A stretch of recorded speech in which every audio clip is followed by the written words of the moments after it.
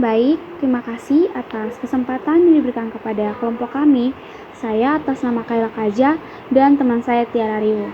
Di sini kami akan memaparkan materi tentang pemisahan dan identifikasi kation golongan 4. Pemisahan dan identifikasi kation golongan 4 merupakan bagian dari analisis kimia kualitatif yang bertujuan untuk memisahkan dan menentukan keberadaan ion-ion logam Ba2+, Sr2+, dan juga Ca2+ dalam suatu campuran.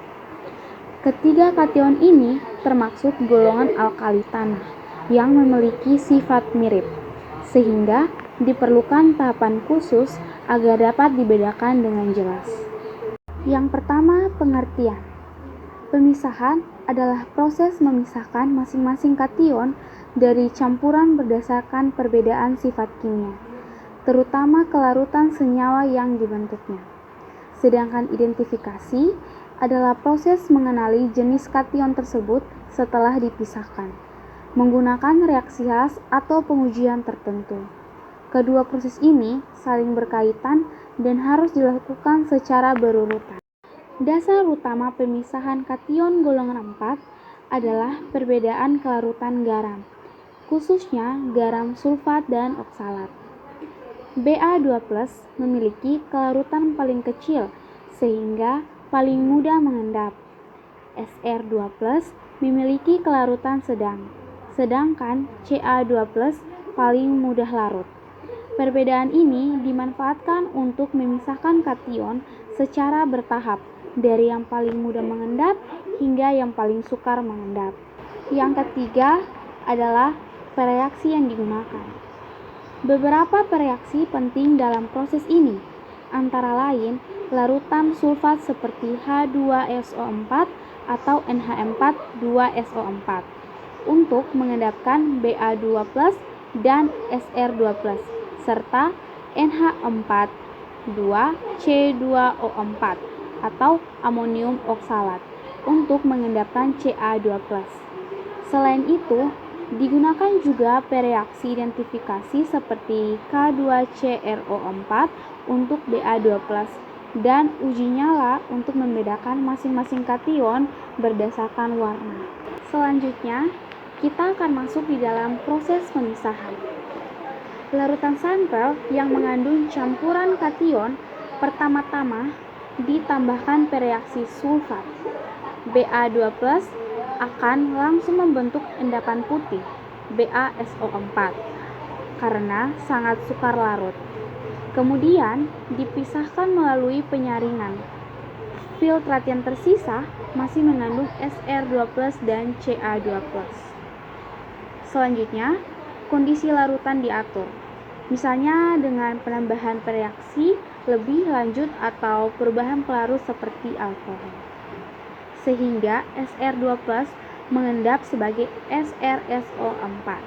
Setelah Sr2+ dipisahkan, Ca2+ tetap berada dalam larutan dan baru diendapkan pada tahap akhir menggunakan amonium oksalat menjadi CaC2O4.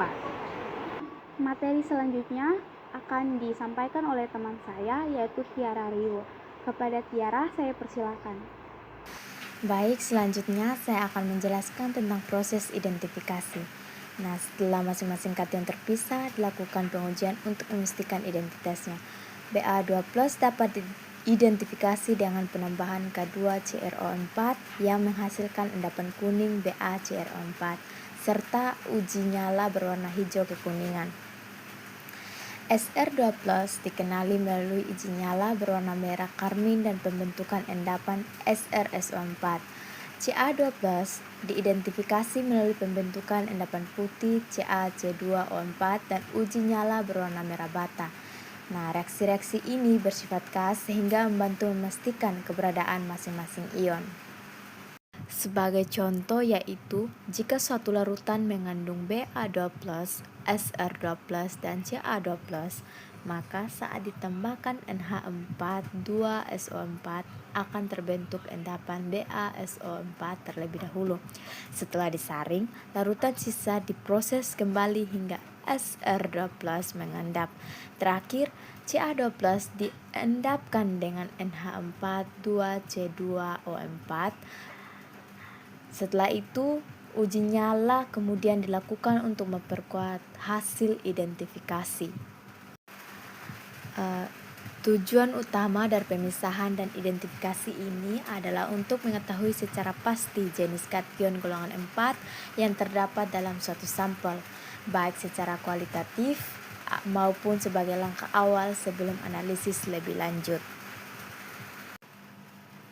Adapun kesimpulan yang dapat kami ambil dari materi yang kami paparkan, yaitu pemisahan dan identifikasi kation golongan 4 dilakukan secara bertahap berdasarkan perbedaan kelarutan dan reaksi K masing-masing ion.